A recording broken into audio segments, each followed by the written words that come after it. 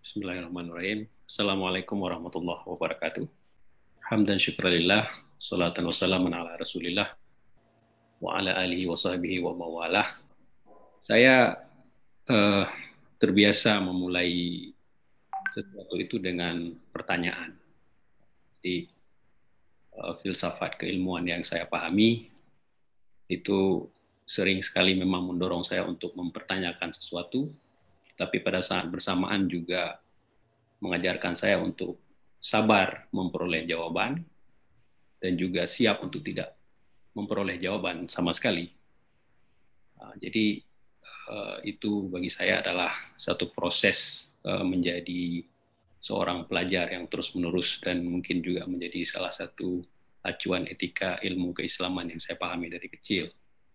Jadi ketika saya diberikan satu tema untuk berbicara hari ini, misalnya merumuskan Islam moderat bagi Aceh, saya menambahkan sedikit pertanyaan terhadap judul itu. Yang mau kita bincangkan ini apakah Muslim atau Islamnya? Jadi presentasi saya mungkin akan lebih mengarah kepada Muslimnya, karena sejak awal saya akan clear menyampaikan pandangan saya bahwa Islam bagi saya itu adalah satu ajaran yang moderat. Tadi juga oleh Mas Nur Ikhwan sudah memberikan konsep-konsep landasan teologis kepada kita, juga konsepsi sejarah bagaimana Islam ini muncul. Dia memoderasi kebiasaan, ajaran atau umat-umat sebelumnya yang mungkin kesannya diberikan gambaran yang berlebih-lebihan.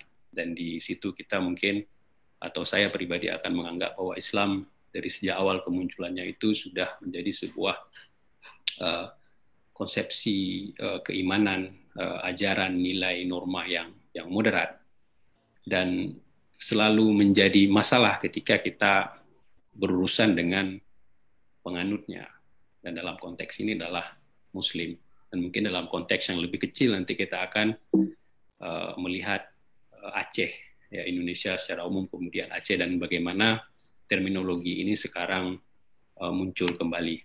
Tadi sudah dijelaskan juga oleh Mas Nur Iwan bahwa pembicaraan tentang Islam yang moderat atau bagaimana menjadi Muslim yang moderat itu adalah tema lama, ya, tema yang sudah dibahas sejak berabad-abad, bahkan dalam perdebatan baik itu teologis maupun perdebatan sosiologis dalam kalangan intelektual Muslim sendiri. Tetapi ketika kita mengambil kata moderasi, itu kita akan mengacu kepada konsepsi yang diajukan oleh Barat tentu saja. Karena secara terminologi kata moderat ini berasal dari kata moderation dan dalam bahasa Inggris, dan ketika istilah ini muncul, kita akan melihat kapan dia muncul. Ini adalah sebuah fenomena yang sebenarnya tidak terlalu tua juga. Begitu banyak ahli sosiologi agama itu akan mengatakan bahwa konsep moderasi ini adalah satu konsep yang muncul bersamaan dengan modernitas. Dan ini memang akan sangat mengacu kepada bagaimana dinamika dan perkembangan pemikiran di Barat. Kemudian dalam konteks yang lebih baru, mungkin kenapa itu ditujukan kepada Muslim dan Islam, itu kita akan melihat juga tata dunia kontemporer ketika konflik berbagai macam yang kemudian dikonsepsikan bahwa ini adalah konflik yang berasal dari konflik teologis. Itu kalau kita lihat kapan istilah ini muncul menjadi satu istilah yang fenomenal, dan fenomenal dalam arti ya ini dibicarakan di dalam forum-forum, kemudian menjadi satu konsep yang ditulis oleh intelektual, baik itu dalam publikasi yang populer maupun publikasi ilmiah. Mungkin di atas abad ke-20 itu dimulai dari revolusi Islam Iran. Ya, artinya ada ketakutan Barat pada saat itu melihat bagaimana efek dari revolusi Islam Iran ini bisa mengacu ke satu konflik yang lebih besar, tentang konflik peradaban pada waktu itu, sehingga muncullah kira-kira apa yang sebenarnya dikonsepsikan dari revolusi Islam Iran tersebut. Bagaimana kemudian pertanyaan-pertanyaan tentang demokrasi, apa yang bisa diajukan. Nah, kemudian dalam konteks yang lebih baru lagi di Indonesia, mungkin kita mendengar istilah moderasi beragama dalam kurang lebih waktu 3 atau 4 tahun belakangan, yang tentu saja ini diinisiasi oleh Kementerian Agama. Ini juga istilah yang digunakan adalah moderasi beragama, jadi bukan moderasi agama. Jadi beragama juga tidak, walaupun secara eksplisit tidak diarahkan kepada Islam, tapi kita kaji kenapa misalnya terminologi moderasi beragama ini muncul, itu juga karena analisis bahwa sudah muncul fenomena anti demokrasi di Indonesia yang kian meluas. Jadi sudah ada paham-paham yang mengajukan konsep negara Pancasila itu sudah tidak relevan. Kemudian juga benturan-benturan yang terjadi di dalam masyarakat yang juga menggunakan terminologi partisan dalam agama, sehingga mungkin ini menjadi alasan yang real bagi pemerintah untuk kembali menghidupkan tema-tema dan dialog-dialog tentang moderasi beragama. Dan sebagai sebuah istilah dan sebagai sebuah pengertian, sepertinya moderasi atau menjadi orang yang moderat itu adalah sebuah istilah yang gampang, tetapi ternyata dalam aktualisasi itu tidak. Itu akan selalu menjadi pertanyaan, seperti juga telah sampaikan oleh Mas Nur Ikhwan. Jadi konsepsinya itu tidak clear cut, dia plural juga dalam arti cara melihat sesuai dengan konteks. Karena semua orang juga akan bertanya, bagaimana, siapa yang moderat? Oke, konsep moderat itu adalah berada di tengah, tapi siapa yang di tengah? Kemudian siapa yang kita definisikan berada di pinggir? Mungkin secara terminologi selalu digunakan kata moderation itu berlawanan atau inversi dari kata fundamental. Ya, kalau orang moderat itu adalah orang yang berdiri di tengah, tidak berlebih-lebihan, sementara yang fundamental itu adalah yang menentang segala kemungkinan selain apa yang mereka yakini. Jadi mereka punya jawaban final.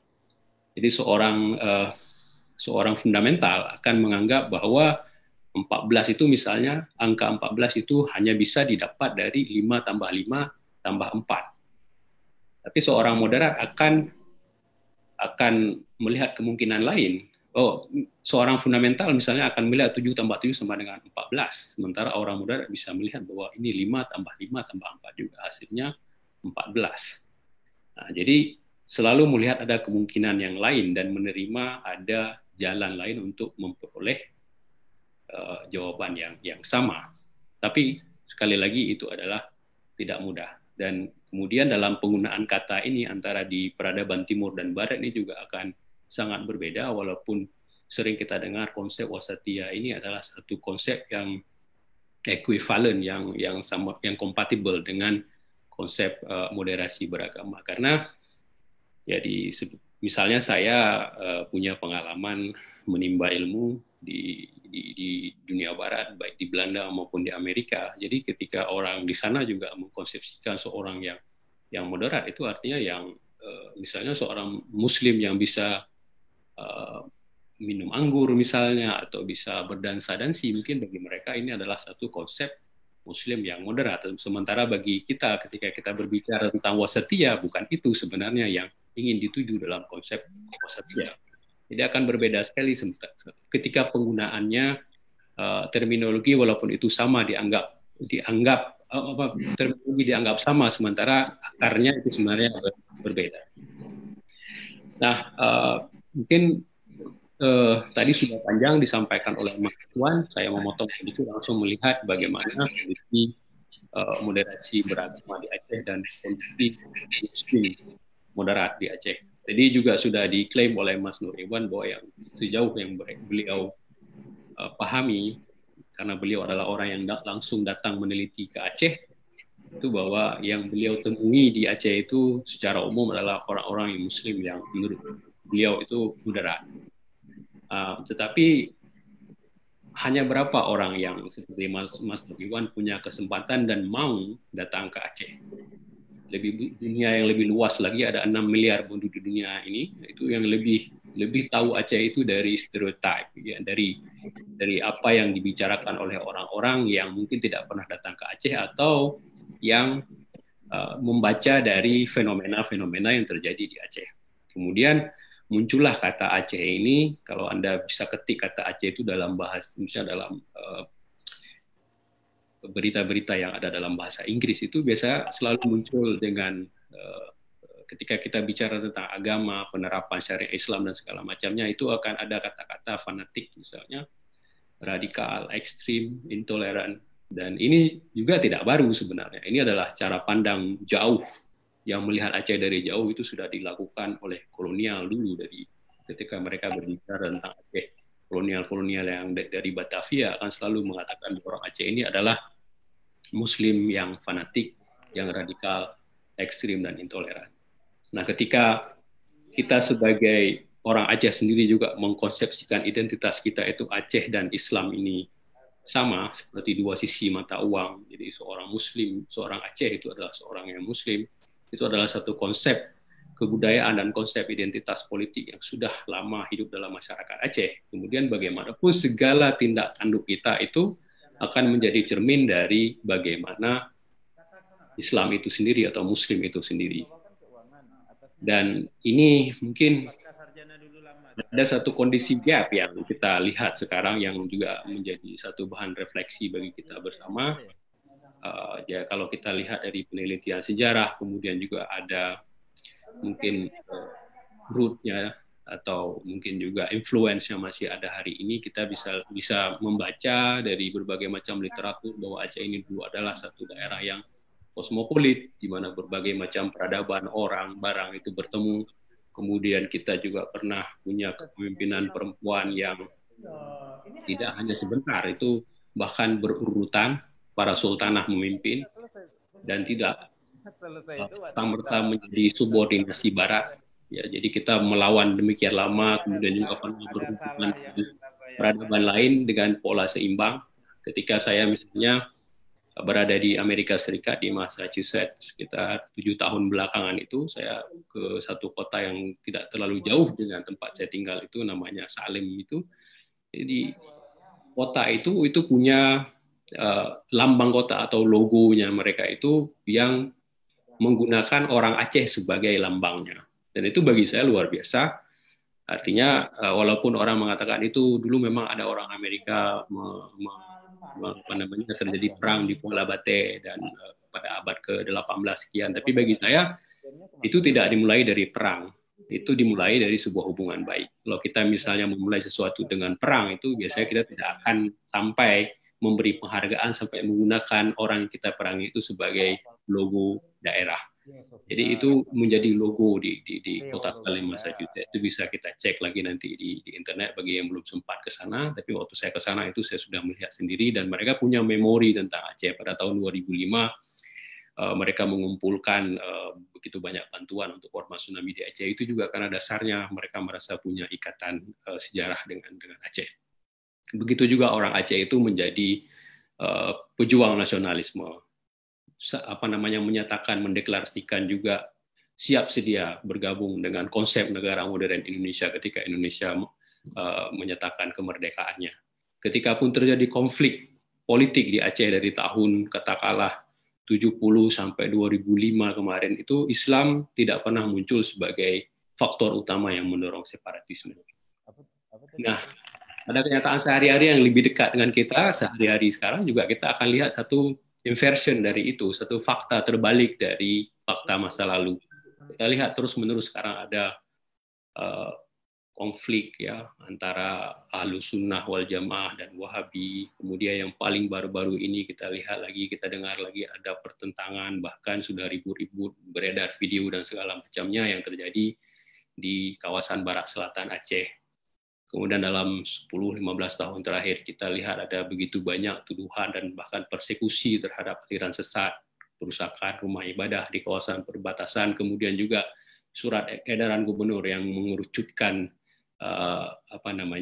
Aceh harus mengikuti satu mazhab saja. Dan ini kalau dilihat dalam kacamata yang lebih besar, ini menunjukkan satu pola inversi, satu kondisi di mana ada masalah dengan cara kita melihat diri kita dan orang lain. Nah, mungkin di dalam, ya, sebagai orang yang meneliti ilmu sosial, tentu saya akan melihat persoalan ini lebih komprehensif. Ya, mungkin di dalam buku Conservative Turn yang juga Mas Nur Ikhwan menulis, itu juga ada reaksi terhadap globalisasi sebenarnya yang membuat orang-orang itu menjadi hilang rasa percaya diri, ya. Jadi takut dengan segala sesuatu yang datang dari luar.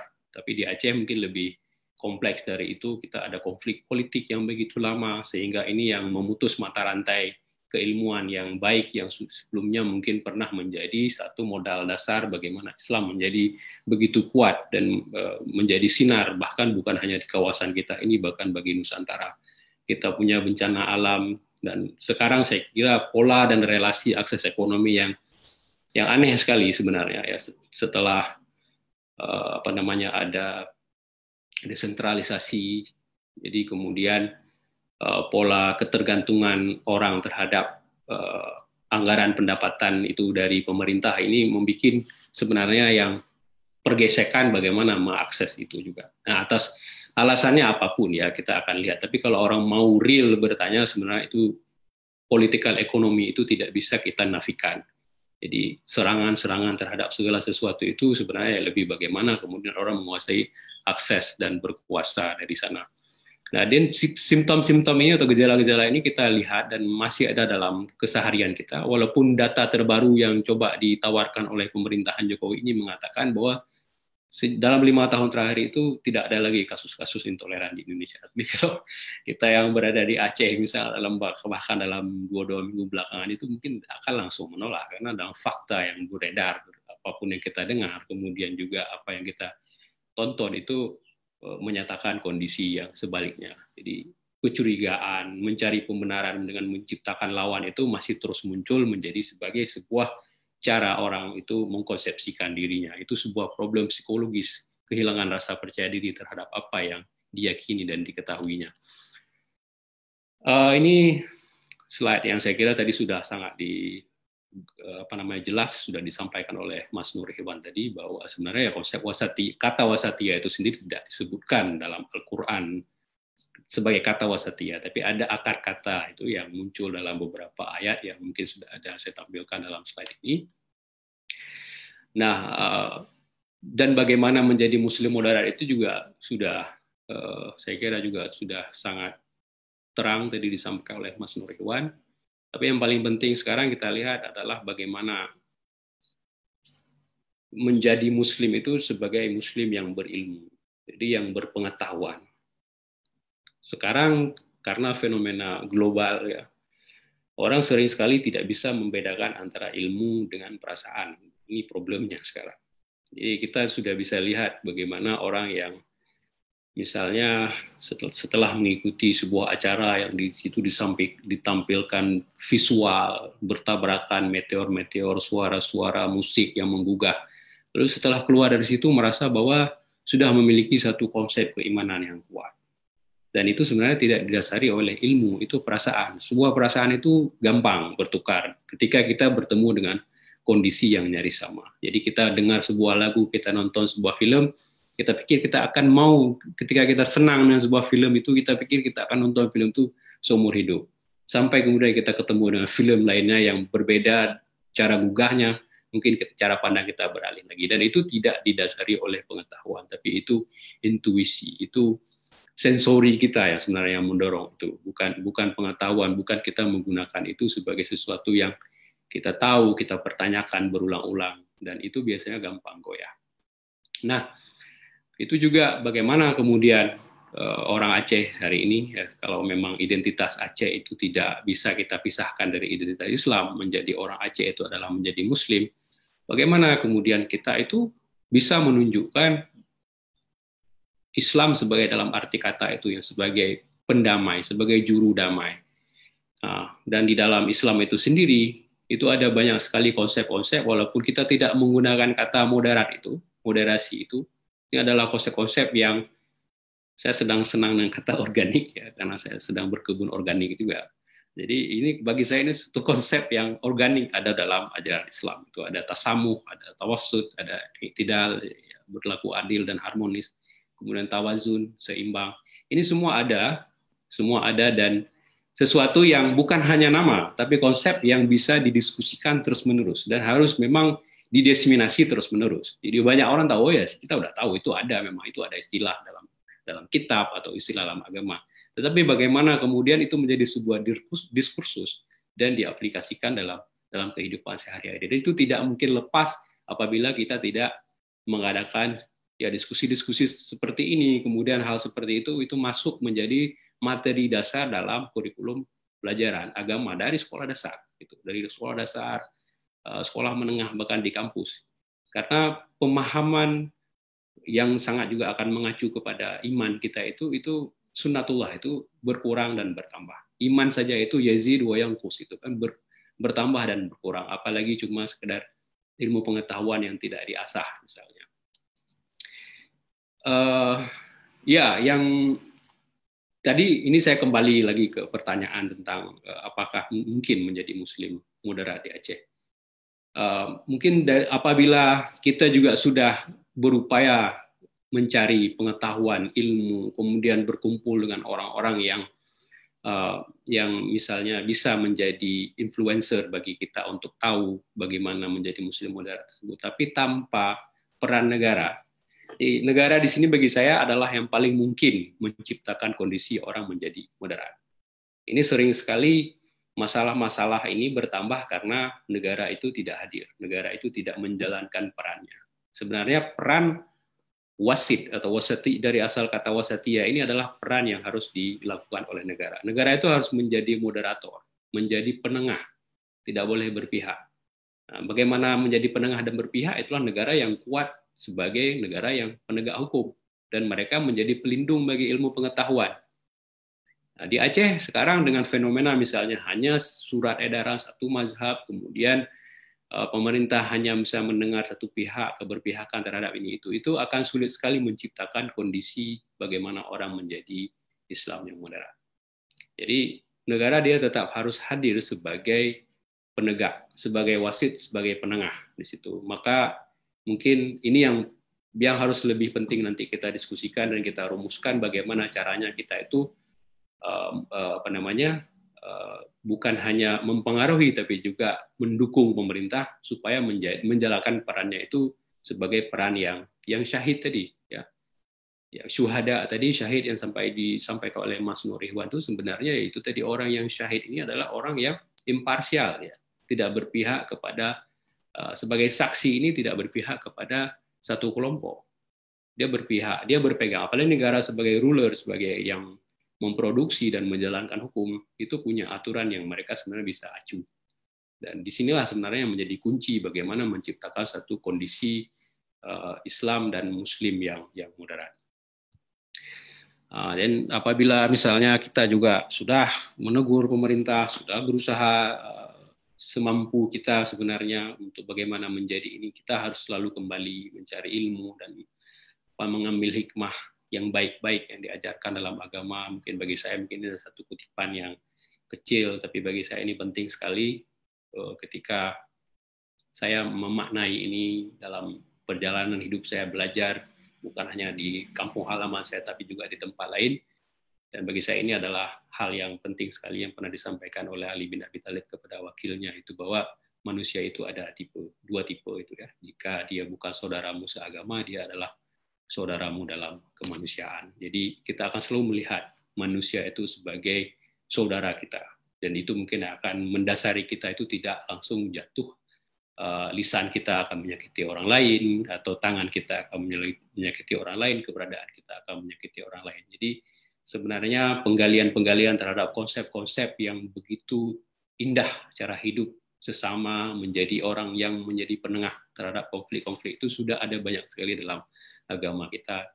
Hanya masalahnya sekarang orang lebih menuntut ilmu ini bukan dengan cinta tapi dengan emosi. Jadi saya kira itu saja dulu bahan diskusi dari saya. Nanti akan kita eksplorasi lagi dalam sesi pertanyaan-pertanyaan. Terima kasih Bang Riza, saya kembalikan.